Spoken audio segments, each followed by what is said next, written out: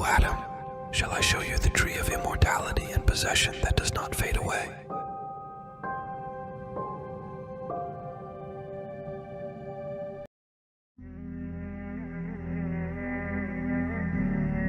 Once the Almighty God appointed Moses as a prophet, the story of Moses begins with his birth in Egypt.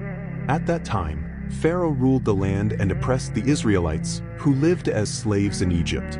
During that period, a prophecy caused concern for Pharaoh. He had an extraordinary dream. He dreamt that a child from the Israelites would pose a threat to his reign in the future. The Israelite community in Egypt had grown strong, and Pharaoh feared they might rebel against his rule. For this reason, he ordered that all newborn male children of the Israelites be killed to avert the perceived threat. However, fate has its own ways, and Moses' mother dared an act of rebellion against the cruel order. She placed little Moses in a basket on the Nile by the command of the Almighty God. The currents led the basket to the walls of the royal palace, where destiny wove its threads. Touched by compassion, Pharaoh's wife discovered the innocent child and decided to adopt him, raising him as her own. Moses, once near the fate of certain death, found his home in the magnificent palace, where wealth surrounded him and opened its gates. As Moses grew, he recognized his Israelite heritage and developed deep compassion for his people who were oppressed. Throughout his life, he had been internally stirred by the events unfolding in Egypt. One day, the moment that changed everything arrived. Moses was chosen by the Almighty God and called to be a prophet. He received the task of proclaiming the message of the one God and liberating the Israelites from the tyranny of Pharaoh. Meanwhile, several years had passed, and the son of the former Pharaoh ascended to the throne as the new Pharaoh. On God's command, he approached Pharaoh, demanding the freedom of the Israelites, but in vain.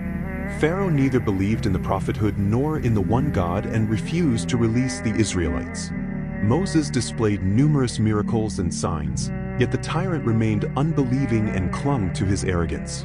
Then the power of God intervened with plagues that afflicted Egypt. The Nile water turned into blood, leading to the death of fish and undrinkable water. The land was inundated with frogs that appeared everywhere, even in the Egyptians' homes. Lice infested both humans and livestock.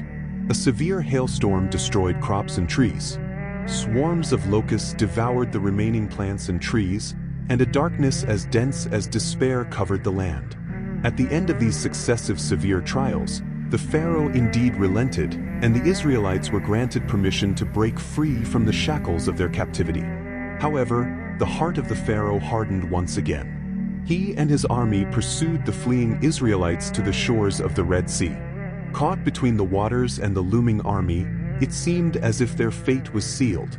However, in a breathtaking moment, Moses raised his staff, and the grace of God split the sea. A dry path appeared, and the Israelites hurried through. The Egyptian army pursued them, but when the Israelites were safe, the Almighty God caused the water to flow back. The waves swallowed Pharaoh's army, and the power of God manifested in a triumphant victory. Saved from the waters, the Israelites reached the vast expanse of the desert and found refuge at the foot of Mount Sinai. Here, at the summit of Revelation, Moses received the commandments of God. These divine laws were meant not only to govern the behavior of the Israelites, but also to establish a timeless foundation for morality and justice.